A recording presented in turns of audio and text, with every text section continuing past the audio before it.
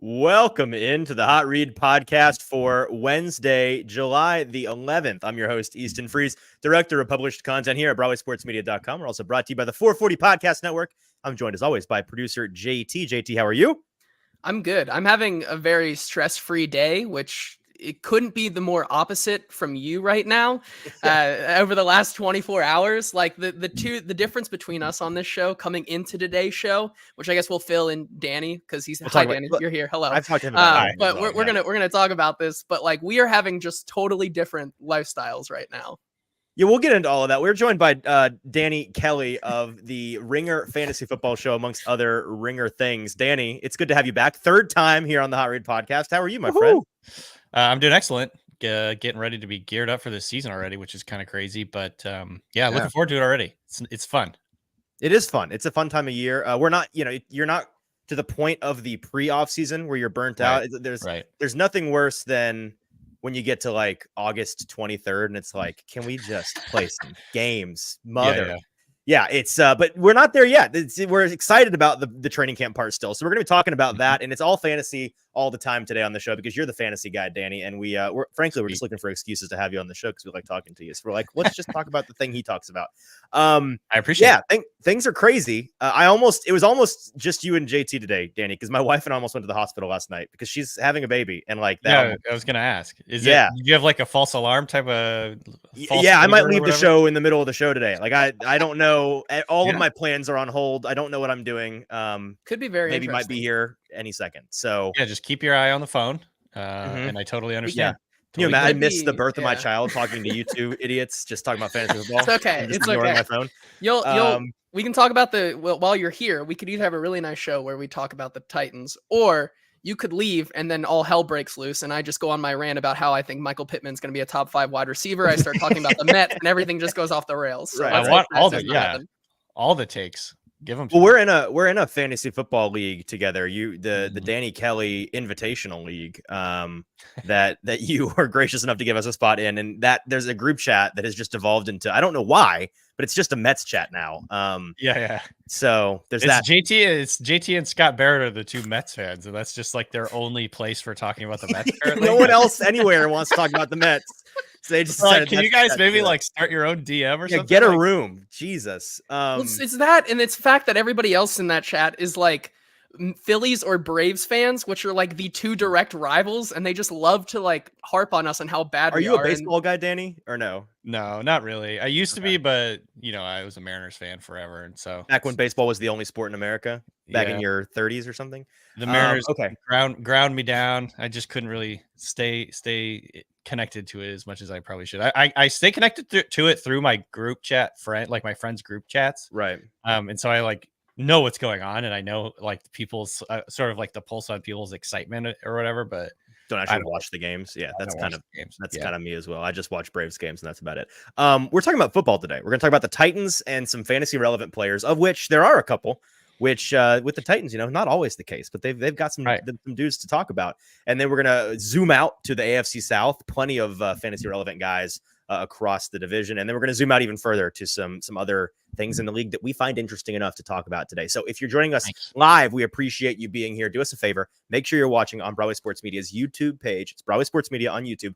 Find this live stream there, and you can join Sobros Network and D Good in the comment section. Glory Day Sports, all of you guys, we appreciate you guys. Would love for you to be a part of today's conversation over there. Make sure you're subscribed and all of those things. Well, hit like, all the buttons that you can help us out with. Okay, let's start with the Titans, fellas, and I feel like we have to start with Will Levis and a muscly Mayo man. I love listening Billy to you guys. Billy Jeans. I love listening to you guys talk about him on y'all's show, Danny, because it's just it's all about how yoked he is. Is he too vascular? Vascular. That's the word you guys use. So veiny. Yeah. He really is, and it's that way in person as well. He just is. He's a nice guy. Don't get me wrong, but it is like very Jim Bro when you're around him. Yeah. You talked in an episode in the recent past about value at the quarterback position. And he's a guy that is going on y'all's rankings, QB 24 on Fantasy Pros, also QB 24, 189 overall. I just want to talk about the value of somebody like him. Obviously, he's not going to be a guy you're drafting to be your starter necessarily. And in a 1 quarterback league, he may not even be rostered. But if you're playing in a 2 quarterback league, or in a dynasty league where you're trying to find value, I just think that the history of a year 2 quarterback in a dramatic, and this is the funny thing about you bourgeoisie national folks, you don't have on the pulse of the Titans. You guys, it's funny. Right. You guys talk about the Titans. Because some folks don't really know what's going on, and I do. We like to trigger people. You do, and you do a good job of it. And the Titans, to your credit, Titans fans are a fan base that it is so easy to goad them on. You just have to say anything remotely. Just look askance in their direction, and it will get them to be really upset. So it's partially on them as well.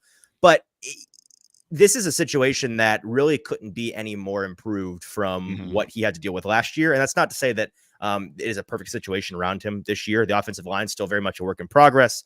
The weapons are really nice, but some guys that are older, all of these things where is it perfect? No, but is it a dramatic upgrade over last year, Will Levis and DeAndre Hopkins? And like, that was the whole offense and everybody else is just kind of vibing. Tajay Spears was also there to like contribute at times. Yes, it is. And you've got Bill Callahan coaching the offensive line, all of these things that could be significant future value. So I'll stop yammering and let you go, Danny. What are your thoughts on vascular Will Levis going into the season?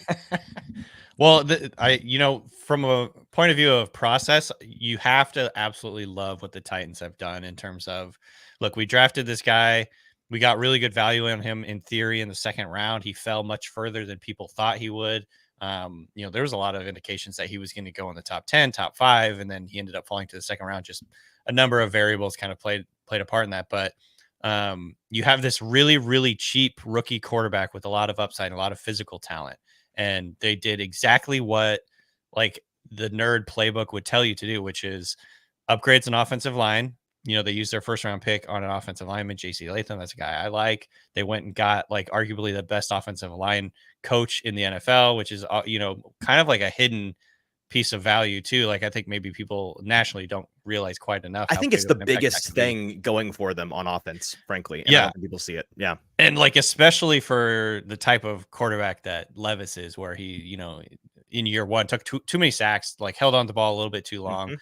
Giving him some protection and giving him a little more continuity and just, protection up front is potentially massive for what he can do in year 2. And so, they went out and spent big money. They threw around a lot of money to get Calvin Ridley, veteran receiver, good route runner, guy with really solid hands, like kind of all the things you want to check off in terms of a quarterback's best friend type of player. DeAndre Hopkins still there. He's in the exact same mold. Like, just throw it in his direction, he's going to come down with it. They went and got Tyler Boyd, who is, he's at this point in his career, he's a role player, veteran guy, but again, another just rock solid, is going to be where he's supposed to be. You're not going to have to like teach him a whole new offense, ostensibly playing in the exact same offense he played last year, or like very similar the last couple of years. And so, from a on paper point of view, like, this is everything that you would hope the Titans would do. Like, I'm very intrigued with what Brian Callahan can bring. Obviously, there's a lot of anecdotes and stories about how he teaches and how well he connects to the players and how big of an impact he's had on quarterbacks in the past. Obviously, we don't have any like tangible evidence that he's a really good coach, but I think there's a lot of anecdotal narrative reasons to believe that he could really make a huge impact here. And so, and then of course they went and got Tony Pollard to pair with Tajay Spears, who I think, that's going to be a really good 1-2 combo. And so, there's a world in which Will Levis has a massive breakout this year, breakout. Sorry, the post-COVID era. Yeah. Don't want to say that. Affects everyone else. Yeah. Massive outbreak in like vascular. Everyone's going to be really veiny. No, I think there's a chance where he like really, really outplays what people are expecting, just because circumstances, the coaching, the upgraded offensive skill players, maybe the scheme is much better suited to what he wants to be doing and some of his strengths. Like, when I think of Levis, he's like a YOLO type of quarterback, and get some vertical elements to this offense going, protect him a little bit better, and you might be able to get a little stew going here. So I'm cautiously optimistic. I think there are certainly ways that Levis could fail, but I'm pretty excited to see how this goes. The critique that I hear most often that rubs me the wrong way, and again, there are many valid critiques of this team and reasons why they like there's a ceiling on the season. The one that I'm hearing the most that I shake my head at is this idea where this people are kind of stuck in the past in the sense that, like, yeah, Levis showed a lot of flash last year at times, and yes, they put weapons around him that I like the individual pieces, right? I really like DeAndre Hopkins, I really like Calvin Ridley, I really like Calvin Boyd or Tyler Boyd as individual pieces you can put around a young quarterback, but I don't know if he's going to be able to take advantage of those guys in this scheme, in an RPO run heavy skill, like the idea that this is the Titans of the old, essentially.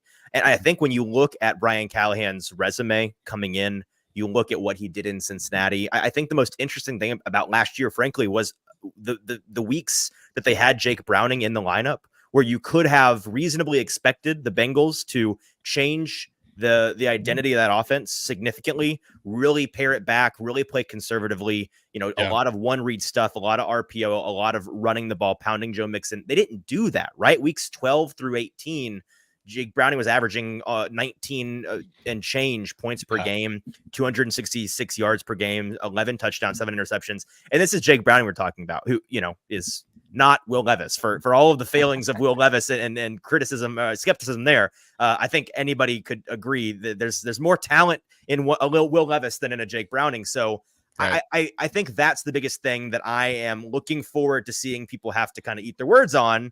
The idea that maybe this offense isn't good, but the idea that they're not going to sling the ball around, that they're not going to spread it out, that they're not going to take the ball from shotgun and pass on first down. Like that's not, we have no indication that's what's going to happen with this team this year. It's going to be different. Right. I think, in my point of view on like what to expect from the Titans this year, and you guys can correct me if I'm wrong, is like it's going to be a little bit more pass heavy than people are maybe used to or expecting. You have no idea what you're talking about. Yeah, no. Well, that's national, folks. You idiots. Do you even watch the game? Watch the games, dude. You grinding tape? I watch the games, bro. Watch the games, dude. Don't you even watch games? Dude, the Jake Browning thing from last year. That's like, it's like a funny sort of side narrative that people barely paid attention to it, but it happened. 6 or 7 weeks during the season. It was like the weirdest thing that like happened the whole year. It's like Jake Browning is better than Joe Burrow all of a sudden. What was that one primetime game he played in where it's like, holy shit? Like, I think against the Jags, right? It was against the Jaguars. That's what it was. Yeah. I mean, I didn't watch any of the games, but yeah, it's like right. We'll tell you about them later. No, but I mean, I think the thing that struck me about watching Browning play was like he had an element of fearlessness to him.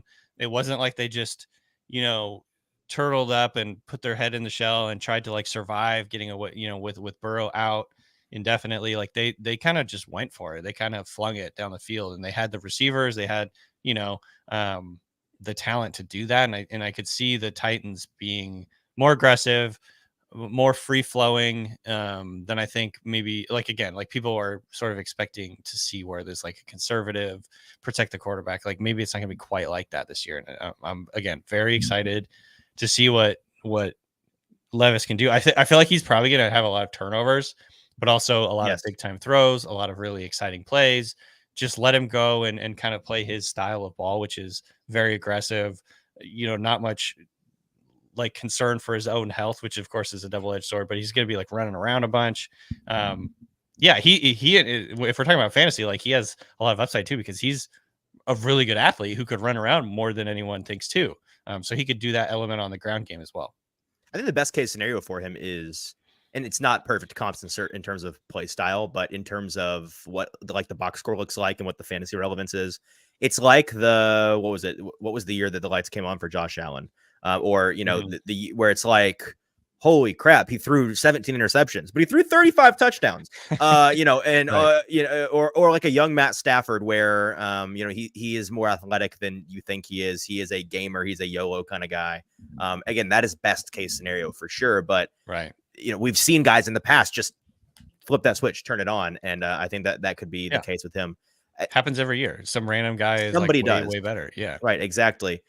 Speaking of every year, last year at this time, I was listening to a lot of fantasy content, yours included, and every episode of your particular show, was a rant and rave session about one Mr. Tony Pollard. The anecdote was that you and Danny Heifetz and Craig Horlbeck all went on the big man Bill Simmons podcast, and he asked you like your guy last year, and you all agreed it was Tony Pollard, which was a dead giveaway at the moment to any of us listening to stay away from Tony Pollard. However, should have been, yes. It was to us. You guys just didn't know. Okay. Smart. Right. And then when you kind of got burned on that, then the take was we should have realized this guy. I mean, Heifetz just kept saying he broke his leg this year. It was in 2023. So we're the year away from the year. And there's on paper, I think, reason to be kind of post-type sleepery on Tony Pollard. The biggest thing, honestly, for me, not going all in on Tony Pollard is that Tajay Spears exists. And I actually think he's just a better running back than Tony Pollard is. And he's younger and he's fresher, even though he doesn't have an ACL. Don't worry about that. He'll be fine. Yeah. Right. He'll be fine. What are your thoughts on Pollard a year removed from being all in on him and kind of getting burned on that? Yeah, I think it sucks when Heifetz is right because he was saying it kind of all along. It's rare, to be fair. He's actually right.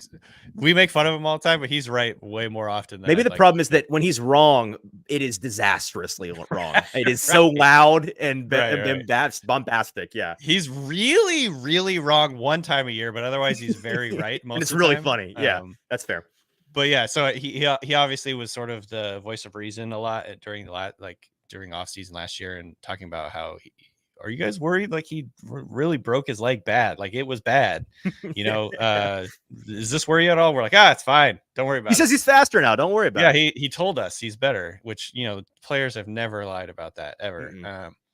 But ultimately it sucks because on one hand, I'm like, yeah, we were really, really wrong. He ended up being one of the more disappointing fantasy players. But at the same time, like his volume was really good. It was basically what we were hoping. He had 252 rushes, which was 7th most in the NFL. And he added 55 catches. So like if you would have told me 252 rushes and 55 catches, like he is going to be one of the best. You're assuming players. That's awesome. Yeah. Totally. Yeah. And that was kind of like half of our theory here. And then of course he just wasn't as nearly as explosive. And honestly, like he was just a little unlucky. He didn't score as many touchdowns as he should have. He was like, based on his volume and based on where he was touching the ball, was like his expected touchdowns was like ridiculously high, and he just couldn't get in the freaking end zone for whatever reason, for multiple reasons. And so his lack of touchdowns was really what held him back and made him such a bad pick. And part of that is just bad luck. Part of it is he was not healthy for half the year, or not fully healthy for half the year. And I still think he's a really good player. And I still think he's got some juice. I still think he's a tackle breaker, electric type of player in space. Ultimately, I'm a little worried about how the timeshare is going to go with Tajay Spears. I think there's a chance, there's a world in which Spears is the lead guy and Pollard is sort of just a change up. Maybe they ride the hot hand. I don't know exactly how it's all going to play out. And that makes Pollard a risky pick. But they also gave him quite a bit of money. Again, this is a player who 2 years ago, was one of the most electric, elusive running backs in the NFL. Now he's in theory healthy, closer to what he was, when he was with the Cowboys. And I think you can build a case that he's going to have a huge a breakout season, or bounce back season from what he did a couple of years ago. And so I don't know. I'm not going to get excited about him and talk him up just because I was burned so bad last season. But, he's still a guy that I really like. I think he's talented, has the juice. And, again, if this offense is a lot better than we think it's going to be, or a lot of people think it's going to be, then he could be a pretty good value where he's going. I think he's like RB 24, 25, something like that. He's 22 for you guys. Yeah. Yeah. And so, he's not expensive. And I think his upside is definitely worth a flyer. He's definitely, I was going to say he's a post hype sleeper for sure. Like if there is anyone this year, and especially where you're getting him right now, it kind of also helps that he is kind of moving back into that mold of not being the number one guy and having to be it all the time. Because even if you look past what the Cowboys had last year, Rico Dowdle and Deuce Vaughn, it's like they put them into that Tony Pollard role, and it never really worked out. So to the point where Tony Pollard just had to play jack of all trades last year for them. And that, along with the inefficiencies of that Cowboys offense at times, especially in the run game, kind of just led to him not being able to be that top 5 running back that we saw the year prior. Now that he's kind of back in this sort of role where, you know, the running backs coaches have been saying this entire offseason that both of them are going to get touches. It feels it's so annoying too. We ask him like, who's the guy? And they're like, yep. The answer is yes. It's like, right. is it yes. Tony Thanks. or Cool. is it Tajay? Those are our 2 running yes, backs. correct. Those are the guys. Those are the guys. And Julius Chestnut, Dylan Johnson, they all are running backs who can get touches, and that's what we like here. And we're like, great, thank you. But I think that with Tony Pollard coming back into a little bit more of given a specific role in this offense, I think that allows him to probably be better suited for this role. So are we going to see Tony Pollard back in the top 5 running back conversation in fantasy ever again? I don't think so, but at the value you're getting him as an outside top 20 running back, I don't see a world where he's going to fall off the face of the earth. I think he can be a pretty solid running back 2 for you, like in the 5th to 7th round of a draft. Yeah, that's how I see him too. I mean, again, it's going to come down to like how efficient he is. He's going to be able to score some touchdowns. But if he turns anything remotely back into like what he looked like prior to breaking his leg, I mean, he doesn't need a ton of touches. He just needs to be electric and explosive and score a few touchdowns and be a featured player in the passing game, and he'll be very fantasy relevant. Guys, my wife texted me, gave me a heart attack. Oh no, it's fine. It's like about groceries. It has nothing to do with it's just jump scaring me. Don't do that. Danny, he had that moment though, and like I know you come on a show that's like team specific, and especially as a national guy, I'm sure you're like, let's do all the positive things. No one wants to hear me come and shit on their team. I'm not crazy about, from a fantasy perspective, I'm not crazy about Pollard and where he is, frankly, and I think there is potential for there to be some post-type sleepery business going on here. But you guys on your show, and I'm realizing this entire show is turning into like a meta commentary on your show, and people that don't watch your show are like, what's going on right now? There's some background. You guys have a bit, the Mark Andrews moment that guys have, right? And there was a moment a couple of years ago that Mark Andrews on the Ravens had a ball thrown directly into both of his hands in the end zone, and he volleyball set it into the stands and like didn't catch the ball. And it just gave you the ick. You're like, I don't want to draft this guy anymore because he had that thing. I can't get it out of my head. Tony Pollard had that last year, and I was sitting on my couch watching it. And for folks that I don't remember who they're playing, but they're on the goal line, and it is a run to the left side. It's like a toss play, I want to say. Right. They were playing the Dolphins, I believe. Okay. So somebody sent me the picture, and there's like, he's got an angle to probably like 40% of the end zone, just wide open, just end zone, clear end zone. Yeah, we're scoring on that. And there's one defender. Me and JT are scoring that touchdown. Yeah, there's like a corner chasing him. First of all, running backs are supposed to beat corners. Like corners are not good tacklers generally. Like if you get a corner, that is an advantage offense. And I'm not 100% sure it was a corner, but it was a defensive back chasing him. He's got wide open area, one guy to beat, and he gets tackled on 1 yard line. It was like the most frustrating play. I don't think he gained any. I think he was like technically a loss of yardage. Yeah, it was just so bad. And I remember sitting watching it live and thinking, I guarantee they mentioned this on y'all's next. Like that was an ick moment that this guy just had, and the juxtaposition at the time on Twitter was but like Derrick Henry scoring that touchdown. You think Derrick Henry's not scoring that touchdown? He's scoring that touchdown, and now Derrick Henry's gone, and now it's Tony Pollard in there. And so that brings us to the other guy in Tajay Spears, who you guys have. I'm not going to sit here and purport to be better at fantasy than you are. One, because it's what you do full time, and two, because JT can attest to the fact that as good of sports bettor I am just as bad a fantasy player. I really am not. I am no good at it. You're only allowed to be good at one of those. Yeah, exactly. And I choose the one that I make money in, I guess. So there's that. But then I just look dumb to my friends. You got. I'm going to tell you you're wrong on this though. You guys have Tony Pollard as running back 22, and you have Tajay Spears as running back 39. Right. You got them backwards, my friend. I have strong conviction that it may not be exactly backwards. Tajay up at 22, probably a little bit rich. Tony probably just need to be closer together. They do, and right now that reflects how they're being drafted. I mean, like in the couple of fantasy drafts I've already done, you've got Tony Pollard going much earlier than Tajay Spears, and it's usually me taking Tajay Spears later. Like, you idiots, you don't know it's about to hit you. That I will be floored if Tony Pollard is significantly better in real life and in fantasy than Tyjae Spears this year. Again, because I just think Tyjae's a better back than he is. Yeah, I think this is one of those situations where as we get closer to the season and we try and like figure out how the usage is going to work, and maybe there'll be like more discussion from the coaches or whatever. Maybe there's some indication based on how they play them in preseason games. True. And you start to see the ADPs move for both of the guys.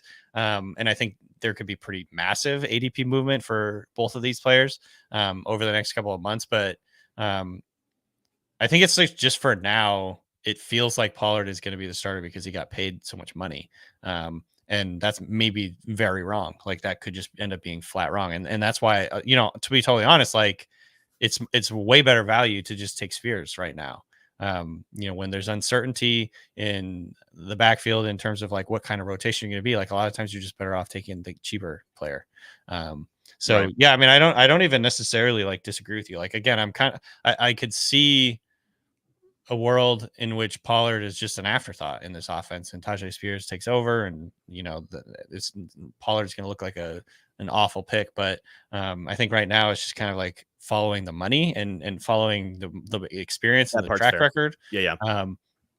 But yeah, I mean, I don't have strong conviction that Pollard is like for sure going to be better than Spears. I think that's just kind of like where we landed based on some of the tea leaves. But I'm willing to be moved on that for sure. And then there's the world that is the Titans this year just start to kind of what they've been alluding to is using a lot of these more like two back formations, and we just see each other like Spears and Pollard cannibalize each other. Like Spears does what he's good at, and he is the passing game guy. And then you have Tony Pollard, who is just the, low to the ground, just pound it, ground and pound guy. And then it's they both get 7 points a week, and neither is 7 to 8 points a week. And then you're like, you're touchdown dependent, and you're like, oh man, this didn't matter at all. Right. Exactly. So it's hard. I think it's hard to pick between those running backs, and probably dangerous to do so. They're kind of guys that I'm avoiding from a draft perspective, unless it's like a flyer pick at the end. It's also hard to distinguish between these receivers. And the Titans have 3 good ones, and I think that the hardest is looking at DeAndre Hopkins or Calvin Ridley. Like, how do you pick between those two guys? That's kind of the case around the AFC South. Like, there's not we're going to get to the Texans here in a minute. Also a very, like, who do you pick in this offense, receiver wise? But with D-Hop and Ridley and Tyler Boyd, who I don't think anybody's really like, oh, Tyler Boyd's going to be that guy. So between Hopkins and Ridley, like, who are you leaning and why? I think I would lean Hopkins just based on, I think he's going to be cheaper slightly. I'm guessing, although that could change over the next couple of weeks or months. But Hopkins is y'all's wide receiver 38. Ridley is 33, so slightly cheaper. Yeah. I mean, I personally like Hopkins' track record for target share and just earning targets, demanding targets is almost unparalleled. Like, he is just ludicrously good at earning targets. If you're in like PPR, game. 100%. Yeah. That's the name of the game in fantasy. I know that he's getting older. I think he's fallen off in terms of his overall explosiveness, of ability to separate, but that was never really a big part of his game, to be honest. And so he has the type of game that might age gracefully and take a little bit longer for him to really trail off. And so I'm just taking the cheaper guy here. I think, again, I'm not shelling out, and it's not like either guy is super expensive, but I'm not like really excited about going after Ridley based on just the uncertainties of the offense, uncertainties of the quarterback, and the Ridley role. Really, like, is he going to be, because like last year Ridley was disappointing in the way that they used him. I don't, this is the Jags, so it's, you don't have to tell us, man. Oh yeah, but I think there's enough uncertainty and question marks over like how he's going to be utilized, how he's going to have chemistry with Levis, what this offense is going to look like, how much passing they're going to do. I think the one constant that I'm expecting to see is just like Hopkins is going to get a lot of targets. They're maybe not going to be like the floor most that he efficient. provides, really. Yeah. I think the floor is just better with Hopkins, and I think he's still a really, really good receiver, and I think Levis is going to really lean on him. So that'd be why I'd probably lean Hopkins, even though we have Ridley ranked slightly higher. This is another situation where I'm just going with a cheaper guy, probably because I think there's just enough question marks around these two that I'd rather just wait a little bit and get Hopkins a little later. As you talk about this team, I can see the wheels turning in your head, and you even explicitly mentioned it there, where it's hard with how much like we don't know the head coach, we don't know the quarterback, like we just don't know. It's all projection. Do any of your answers change if I told like if CJ Stroud is the quarterback of this team, or if this is they're on the Jaguars and it's DeAndre Hopkins and Calvin Ridley with Trevor Lawrence? Does that change the way that you like if we say Will Levis, he's going to work out. He's going to be this caliber of quarterback. This offense is going to work. It's like functionally, he's going to have protection. It's going to be at least fine. Does that change the way that you look at this wide receiver group? No, I think I certainly would be more in on Ridley if that was the case. Okay. But I still think I'd be really excited about Hopkins. I just think Hopkins is so good. Maybe I'm like holding on to like a nostalgic feeling or something. I don't think you are. I just think he's just so freaking good. He's just a gamer. He reminds me of like a Devontae Adams where he's just so good. It's like very, very difficult to get like hold him back. And again, in fantasy, this is something that's just ingrained. Targets are how you score points, especially in half PPR. Right. And I don't want to be living. I don't want to be living the world where I'm like, oh, hopefully Calvin Ridley gets 4 targets this week. Like I want 10 targets. Right. Right. Exactly. I feel like that's going to be more likely to happen with Hopkins. As long as he's out there, he's always earning targets. So that's kind of how I feel about that. And that's the best thing like about his hands. Like you were saying, like one thing that is going to age gracefully no matter what is the ability for him to catch the ball, even if he loses his speed and some of that route running ability. Unless he gets like a Doctor Strange style car accident. Right. Yeah. He gets in and then he loses all of his function in his hands or whatever. That would suck. Really would. It would be tough. But I think that also pairs well, and we saw that a little bit last year with Will Levis kind of being YOLO. Like with a guy like DeAndre Hopkins, he's going to have a better chance at hauling in some of those wildly inaccurate passes that Will Levis can tend to know. And I think that is what kind of gives him the step up on like a Calvin Ridley, not to mention the fact that he already has the chemistry. Like he already is his go-to guy. So I wouldn't be surprised. Exactly. I wouldn't be surprised if we like out of the gates, like if DeAndre Hopkins is going like a round or 2 later than Calvin Ridley, he ends up being the better scoring wide receiver for like the first 5 or 6 weeks as like Calvin Ridley and these other receivers start to get on track with Levis. But like Levis already has that caliber, and he is like the hands technician there that can like just go up and get the ball that Will Levis wildly overthrows. And so that's why it might be a better choice just with all of those factors to go with a guy like DeAndre. That's exactly what I was going to say. I think DeAndre is a draft and sell high candidate because I think especially early on when this offense is still trying to gel, that's going to be the one constant. Whereas like those two, literally last year, the entire offense was just Will playing catch with DeAndre. And I think to start, it's maybe a lot of that.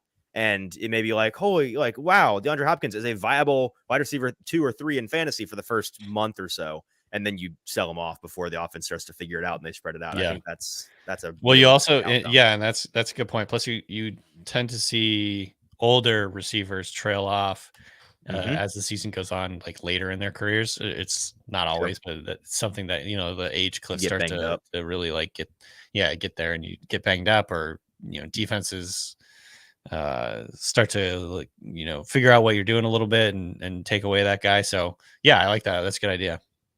Time to zoom out. Let's talk about the AFC South here a little bit. And we can start with the Texans, who are not in an equally ambiguous situation as a team, like in real life. The football product is going to be very good this year.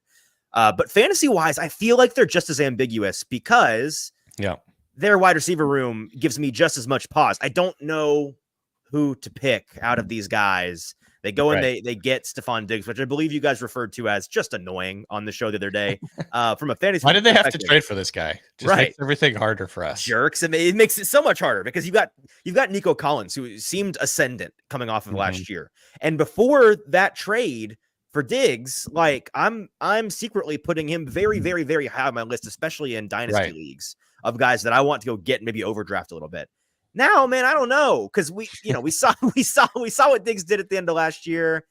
There's a lot of talk about uncertainty. Is the dude washed? Was that system with Joe Brady? Like, what was that? I don't know. What do you make of what the end of last year was for Diggs? I don't know, honestly. Okay, cool. Same. Yeah, I think there's several questions you have to answer before you can get to the truth on this. Is like, one, is he just washed at this point? Because he's getting to be that age where a lot of guys will fall off a cliff. It just happens so often in the NFL, and he's nearing that point. I mean, he's over 30 years old now. He's he'll turn 31 in November.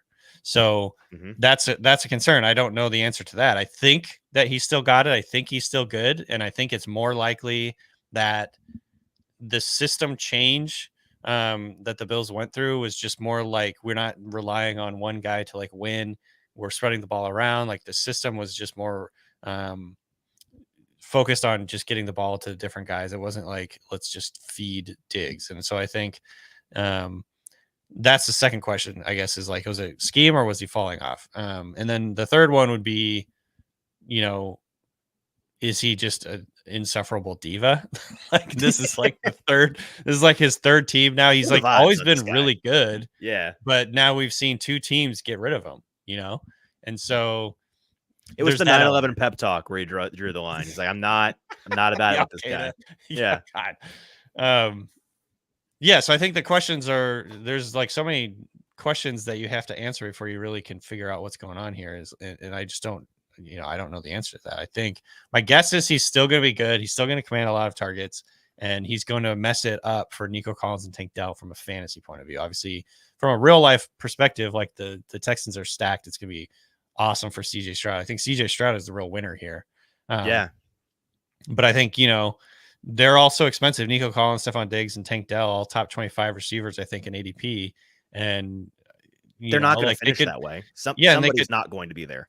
Yeah, there's some some other shoe has to drop or whatever. What's the expression? But that was close enough.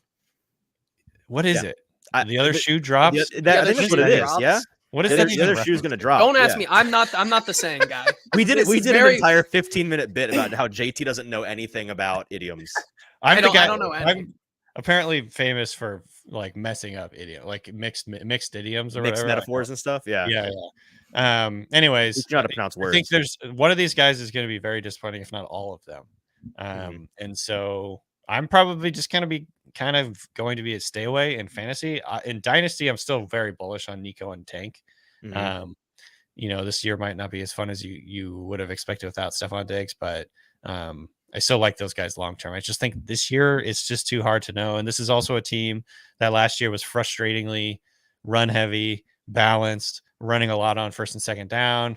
Joe Mixon, are we in on Joe? Talk about a guy that like, what do you make about this guy? I mean, the amount of money that they gave him so much, pretty dramatic. And this is a team, like I said, they're going to run a lot, and I don't think they have like a backup running back.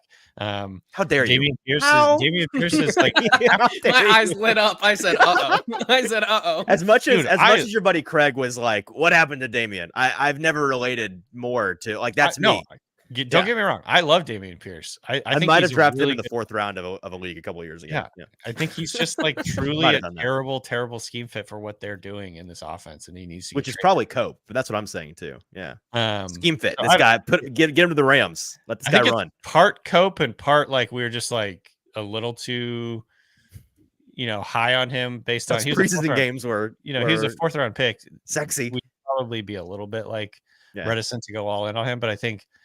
He just would be a much better fit in a different style offense, like something closer to what we saw as a rookie. And so, it's like Joe Mixon, Pierce, who they just don't want to play apparently. And then, a bunch of other random guys. Darian Albert O, I think is there still. Is he?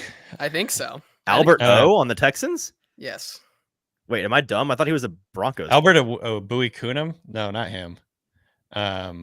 I thought Albert O played for. It's a weird last. Maybe. I think you're probably thinking of Agumbawale. But they do have a weird name. An O name you don't know how to pronounce. You just went with O. Yeah, that's fair. Regardless, I think it's gonna be Mixon, and then he's just gonna get a ton of volume. I do agree with you, especially like if they could turn Devin Singletary back into like a productive running back and kind of revive his career last year, like with Bobby Slowick, like you still have some tread on the tires with a Joe Mixon. Like I think it's even just like going to be a lot better and more efficient than what Devin Singletary could be able to do. Seven Dingletary starting running back for the New York Giants. Okay, let's do the Colts now, and Anthony Richardson. Yeah. What's not to love? Loved him coming out. Was my quarterback one at the end of that draft process. Heartbreaking that he had to go to the Colts, and the hype is very loud. You're seeing him atop a lot of lists, near the top of a lot of lists. It's talk about a projection. I mean, the guy's played 15 minutes in the league, but the upside is just so tantalizing, and I get it. I do. Are we losing our minds a little bit? Like I think the risk involved here is bigger than people are letting on. Oh, he's definitely risky. I mean, I think relative to most quarterbacks, I'd say, especially because he hasn't proven he does not have a long track record as a passer, and throw in the fact that he's been hurt like, I don't know, 3 out of the 4 games. Which one are you more worried about? Are you more worried he might just not be good at football, or that he'll break again? Because I'm more worried about the injury situation. Yeah, same. You know what I mean? Like, I'm pretty confident he can play ball, and at least fantasy wise, he's going to produce. Yeah, same. You know, especially from a fantasy point of view, because he's just such an electric runner. Like, he might legitimately be the best athlete to play quarterback of all time ever. And so, yeah, there's a lot of projection here. It's a little bit risky, or a lot risky, because I think there's a chance he could get hurt again. You know, there's a chance he could regress, even from the small sample we saw. Like, you know, because I think people are really excited mostly because he's really natural in the pocket. He moves around. He goes through his progressions. He gets rid of the football. He doesn't take a ton of sacks. I think he's obviously a really good scrambler.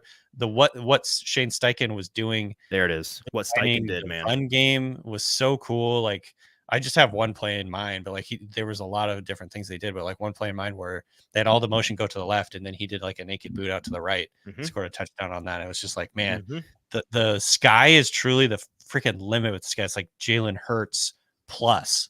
As a fantasy, quarterback. And so, obviously I think he's just worth the risk. I think that you have to take that risk. He could be a league winner. It reminds me of like early career Lamar, where, he could legitimately break fantasy football, but also he could break his shoulder and then not play. So it's just one of those things you have to be a little bit wary about it, but like, I think it's worth it. He's worth the risk. I think a huge part of it, if not like the majority part of it, is what we saw Steichen do with Gardner Minshew last year. Because if they had been completely irrelevant, really middling, struggling to find any identity, offensively stagnant, I think the hype would still be like, okay, finally we get to see Anthony Richardson. Sure. But I don't think it would be where it currently is, him being drafted in like the first, second round of drafts. Because when you've got a coordinator and a head coach like that, who, no offense to Gardner Minshew, who is electric in his own right, but like, if you can do what you did with him the way that they did, you feel like, oh, this guy can work with anybody. You give him anything, and now you're giving him, like you said, maybe the most athletic person to ever play quarterback. Yeah, that is so reassuring. And I think that's again, I play musical chairs in my head with like, well, I wonder what the narrative would be if Will Levis had Shane Steichen, or if Brian Callahan was that guy where it's like that was a proven commodity, and it wasn't both the quarterback and the coach kind of deal. I think that is the driving force behind it, even more so than Anthony Richardson. Very exciting looking guy. Yeah. I'm kind of all in on Richardson this year. I want to get him in as many places as I can, just because. You drafted him first round? Of Dynasty. Yeah. The obvious. For sure. Yeah. Like for sure in Dynasty. I think I picked him like 3rd or 4th last year a couple times. How many quarterbacks in the league are you drafting ahead of Richardson if they're still on the board? Like who are you taking ahead of him? Is he the guy? Is he your number one? It's like Allen, Lamar, Hurts. And then I think you could make the argument for Mahomes, but Mahomes has to throw like 40 something touchdowns to like have the upside. I think Richardson and Kyler Murray are really good picks this year in terms of fantasy, just because again, like, and this is not novel at this point. I think everyone knows it in fantasy, but like, it's truly a cheat code to have a rushing quarterback. Like, it's like having a running back and a quarterback in one roster spot. And so it just it's truly like a cheat code for your roster, for your team. And so you have to chase that, and it's going to be expensive and it's going to be risky. But like, you might win your league. I think you have to take some risks in fantasy. And this is the type of risk to take. Does that diminish Jonathan Taylor's standing at all? The idea that you think so? Yeah. Taylor is a hard one because very. Another guy you're not sure he's going to play. I mean, yeah, he's like an extremely explosive, big play guy.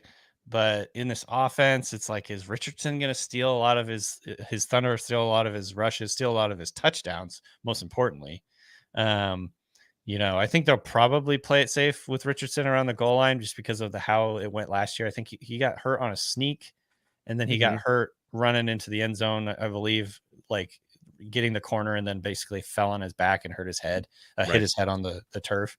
And so I think both of those were red zone runs. At least so maybe I can't remember the other one. I can't remember off the top of my head. I believe they were both really, one of them was either short yardage or red zone. And so I think you got to be careful with them, and that might bode well for Jonathan Taylor. But at the same time, I think the way that he can run, the way that he can do like Cam Newton style stuff where he's like skying over the pile, things like that, it definitely could affect Taylor's ceiling. I don't think he has nearly the ceiling as some of the other guys that are much better at catching passes and things like that. All right, well, we can move on, and we've lost the entirety of our audience at this point because anybody listening to me agree with you on Anthony Richardson hype. I mean, talk about Titans fans being upset. If you mention anything positive about him online, it is, we've not even seen this guy play. Come on, just relax. This guy, you might not even be able to stay on the field for more than 4 games a year. He's good at football, guys. Sorry. The Jaguars. Sorry. I only have one thing written down here, and it's what do I do with this team? Like, who do you draft any? Like, they got Trevor Lawrence. They got a rookie receiver. What do we do with you? Do any of these guys appeal to you, or are you just kind of like, I don't know? I think Etienne is still a good pick. Okay. I like Evan Ingram. Evan Ingram. If you want to like stay away from like using one of your like 3rd or 4th round picks on one of those top end like tight ends like a Kincaid or a McBride or something, like Evan Ingram is the perfect guy who's going to be up there with them every week because he really just has become a little bit just like Christian Kirk, as in it's like it's Kirk and Evan Ingram, and then probably it will probably continue to be that way, but it's like it's Kirk, it's Ingram, and then the other 5 or 6 guys are going to hash it out for fantasy relevance, but you can like know that Evan Ingram is going to get his touches, or targets. Yeah. I think that's a great one. I think, obviously people point to the Doug Peterson tight end connection a lot, and that definitely like played out again this last year. Evan Ingram had like 100 something targets. Like he led the team in targets. Yeah. He was extremely productive. So yeah, I like that call. Evan Ingram, in terms of like tier 3, maybe tier 2, tier 3 quarterback or tight ends, he's got to be one of my favorite ones. And I really like Christian Kirk. I'm probably not going to be drafting a lot of Brian Thomas or certainly not Gabe Davis this year.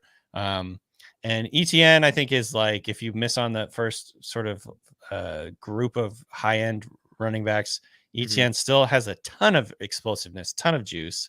And in theory, if their passing game gets a little more consistent, I think it could open things up for him on the ground a little bit.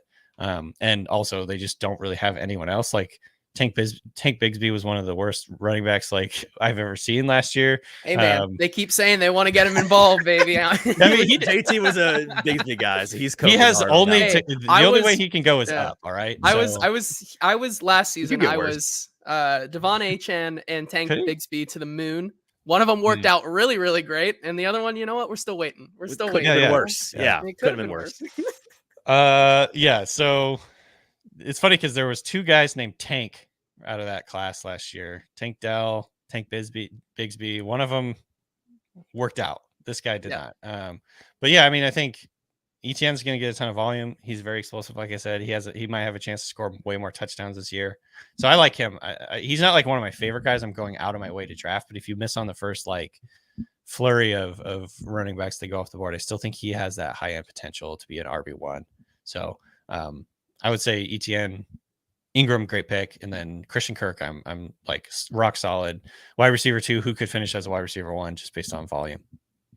I want to talk about a couple of things just around the league that aren't AFC South specific, and then we can get out of here. The first is a fun question this time of year every year. Who's the team, and specifically for fantasy, the offense that people are not really talking about, and in 3 months we're going to feel really dumb for not recognizing the potential. Obviously last year it was the Texans, right? It was the 2020. Everybody's looking for who's that Texans team this year that's going to blow up. I have an answer, I don't know. JT, Yeah. do you have an answer in mind? I have an answer. Danny, do you? Yes. Do we need to give you time to think about this? Let me think about it. I want to hear Okay. your answers first, and then I'll You want to go first, Easton? Or I have one that I'm really excited for. Okay. You go. I'm curious if you have the same one. I'm excited about like this team in general, but the offense for sure. The Arizona Cardinals with Kyler Son Murray of a, that's back. my answer. No. Oh man, they're so Got it. Hey, you wouldn't. That's This team. is so funny because he texted me. He said, "You think of one. I'm not telling you. I'm keeping it close to the I'm not vest." telling you and mine. I said, you think of one. I said Arizona Card. I mean, Trey McBride is All an right, well. ascending, like I think this is second or third year guy who has just become a target machine. Like I think he's going to produce so much in fantasy. They He's finally so have a bona fide one, and I like Marvin Harrison cat. Pretty good at football. Marvin Harrison Jr. I think even though that's he's going in like the top 20 overall picks, like and is in that second round, I think he's going to produce from the get go. And then, like you kind of alluded to earlier, like Kyler Murray, man, at the back end of the year last year when he was kind of cooking and he was back to form. Guy in the league, in my opinion. And so, like for fantasy wise, if you kind of want like. It's crazy that like we talk about these running quarterbacks that are like Anthony Richardson, Josh Allen, these top tier guys who like can do both. And then Kyler Murray just kind of gets left by the wayside sometimes when he probably is one of the most elusive of them all to do it and can year after the year guy, by the way. Year after the year. The biggest opportunities for himself. Also, like you said, year after the year, like if there's any rushing quarterback that I think you can get for an absolute bargain and a steal this year in fantasy, I think just him. Once again, I just think James Conner is really, really good at football, and he gets severely doubted every single year. Like James Conner has always been my guy, no matter what. How many generic NFL fans on the street could I like tell you what team James Conner plays for? Not a lot. It's not most he of used them. to be a Steeler. He used to play on that Le'Veon Bell team. Is he still in the league? running back, like, right? Yeah, right? that guy. But then also like Trey Benson, I thought was a really nice prospect coming out. So like I'm really interested to see what Drew Petzing does in year 2 here with Arizona, and I think they could be like really, really fun. I'm going to emphasize two things on that, and then I'll let Danny go with his team. If it's also the Arizona Cardinals, I'm going to make fun of you because you heard us say it. I mean, that's a good one. It's got to be somebody else.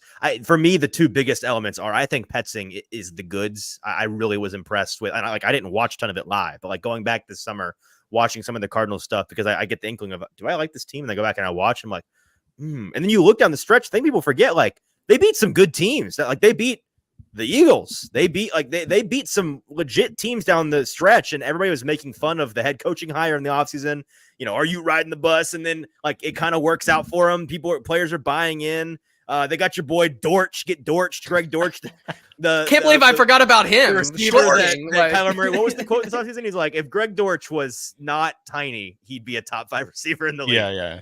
He had I can't remember exactly what he said, but fact is he's like 5'6", so that is. He was like, if this guy was normal receiver height, he'd be so good, but he's not. But then again, like Greg Dortch gets to go up twice a year against Travius Hodges Tomlinson, who is I think shorter than Greg Dortch is. So like that's the perfect matchup. Battle. Dortch mossed him. Yes, last he did. Year. He did. Really? It was the shortest jump ball situation in NFL history, I think. That's amazing. That's like when he did like 5'8", he did like the too small thing when he did it.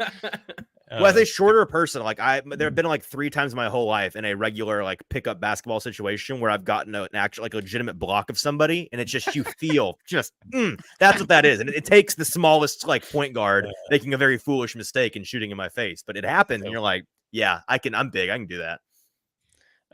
Well, first of all, I like the Cardinals call for sure. I think they have a lot of value right now. I mean, you know, I'm truly not pandering right now when I say like the most obvious choice here is the Titans, just because you're installing a new offense that could be very much different.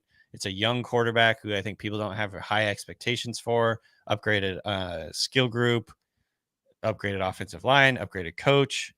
I think the Titans are the obvious one where they could make like a really big jump, and the quarterback in particular could make a really big jump. The other team that kind of comes to mind here is the Saints, even though I wouldn't say like I don't know if my rankings it's really gross, but I agree. It's so gross. Like, you feel dirty doing it. This. Yeah. Like, I don't know if my rankings reflect this yet, but like the offense is going to be very different for the first time in a really long time.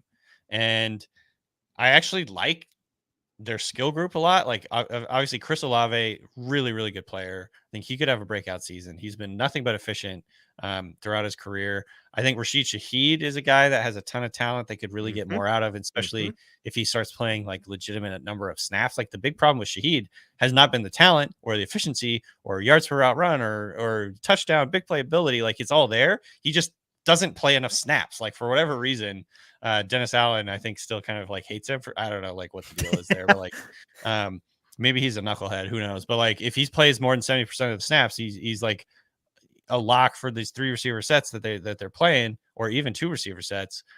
He could be a big breakout in fantasy. I like A.T. Perry a lot coming out. I thought he was a steal. Juwan Johnson, although he is hurt right now, he's another guy that I really like. And then in terms of like hidden value, Kendre Miller, if he ends up being like the 1A there, like along with Kamara, who's obviously going to be like a big part of their offense. His legs weigh the same now. Make a big jump. Yeah. What's that? Yeah, his legs weigh the same now. How about that? Huge deal. That was a big thing in Titans media this year because they got the new coaching staff. They brought in a new strength and conditioning guy, and we got to speak to him once. And he was mentioning like the biometrics, measuring muscle mass left and right side, and everybody in town was like, I'm going to write a story about that. And I was like, they've been doing this. I know all about this. Don't even worry about it. I'm an expert in this field. I noticed the guy you didn't mention was the quarterback of that team. Well, that was what I was going to get to. Yeah. I don't have very much confidence in Carr, and I'm not like going out of my way to pick Carr. Yeah. But again, if the question is what team is going to outplay expectations, I have low expectations for Derek Carr. But skill group is good. They've made some changes on offensive line. Like they drafted Talise Fuaga, with their first round pick. They have invested a ton in this offensive line over the years. Hopefully they can kind of find 5 guys that'll really work for them. And again, bringing in a new offense for the first time in like for what feels like forever. This just could be like a different team. It's a good point. It's going to be the Spencer Rattler show eventually. I was about to say, once Spencer Rattler gets in the saddle in week 6, like it's the roller coaster is over. We're off to the races. There's no bigger difference. Well, that's maybe not true, but like one of the biggest differences in starting quarterback and backup quarterback is like Derek Carr, and we don't even know for sure. The vibes couldn't be more different from the nerd community because like people like our circles, it's like Derek Carr is the most hated quarterback, and during the draft process, it was like Spencer Rattler, kind of sneaky horny. Yeah. My take on my joke on Derek Carr that I have probably overused at this point is like he is the physical embodiment of throwing the ball away on 4th down. Which just is infuriating. Yeah, like he just doesn't want his stats to get messed up.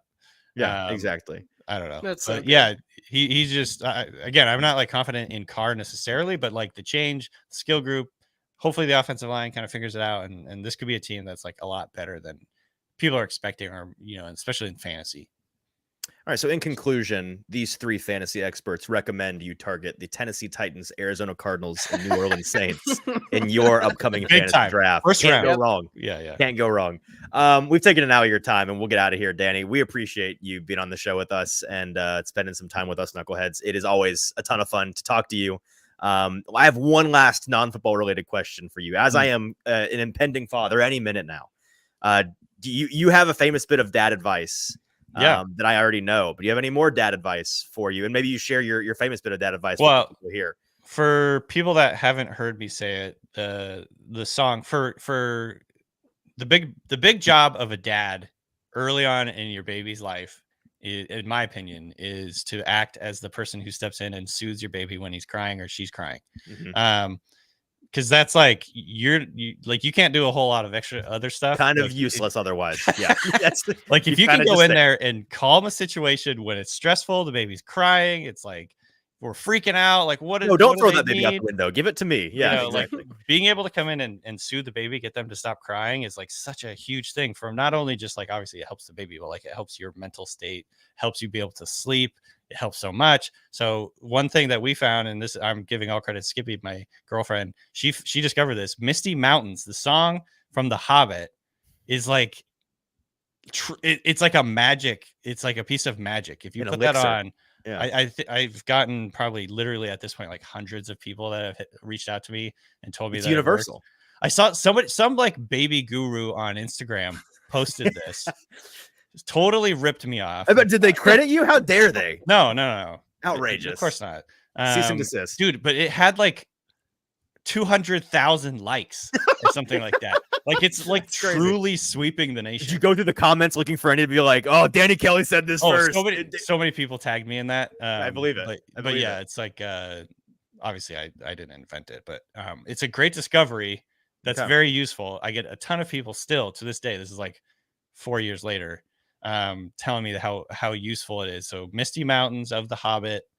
Turn that on when your baby's crying. It tends to work at a really, really high rate. It doesn't work for everyone. I can't make any promises, but I would say the hit rate is like 85%. That's strong. Plus. That's strong. And so check that out. And then of course, and I'm not making any money on that. I'm just trying to help people out. The people that made the Misty Mountain song, a recording deal, or like a distribution deal under the table. Get kickbacks from the Misty Mountain folks. The residual checks in the mail. The other thing I would say is just learn the 5 S's. This is from the book Happiest Baby on the Block. Again, I'm not getting any money for this. I'm just truly like, this is, in my experience, it was super useful. If I go pick up that book and the author is like your mother, I'm going to no, this guy, whoever wrote it, I can't remember his name. He's like turned this whole thing into like a whole cottage industry. He has like a ton of products. Like he's doing just fine. Happiest I don't need to help him by any means. I think he's a very rich person at this point, but yeah, he wrote a book basically on like there's 5 different methods for soothing a crying baby that are very useful. It's all based on instincts. Like the baby wants to feel like it's in the womb. So there's like rocking. I obviously they're all S's. So it's like shushing, swing, swaddle. I can't remember. There's 2 others. You once told me you became a swaddle expert. Oh, yeah, I was like the most competitive swaddler you could imagine.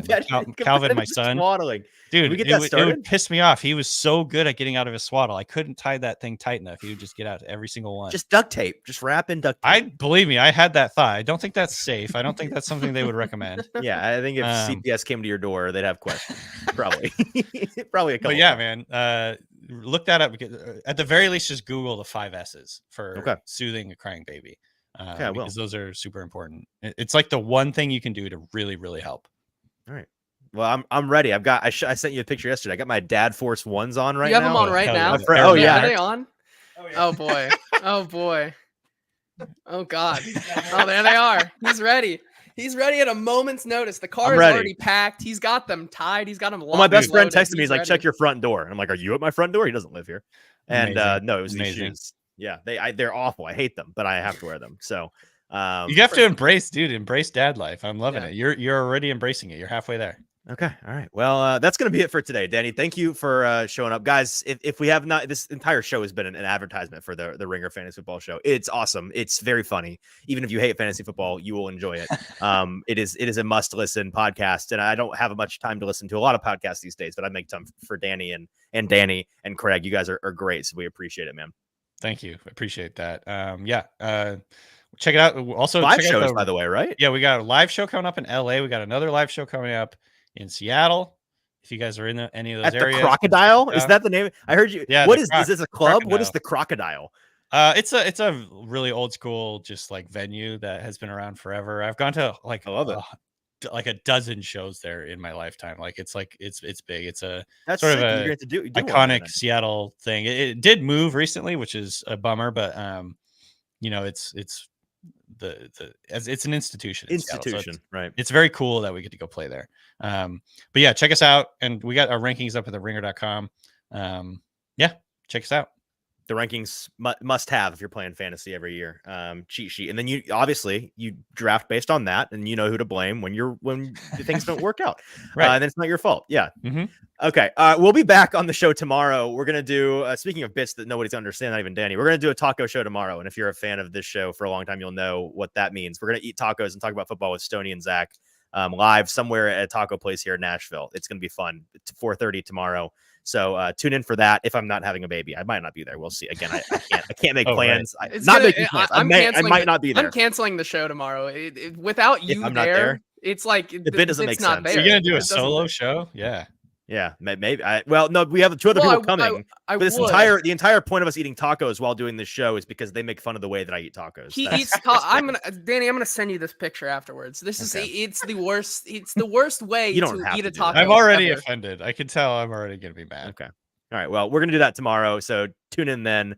Danny, thank you. JT, thank you. We'll be back tomorrow. Until then, I'm your host, Easton Free. It's been the Hot Read Podcast. We'll talk to you then.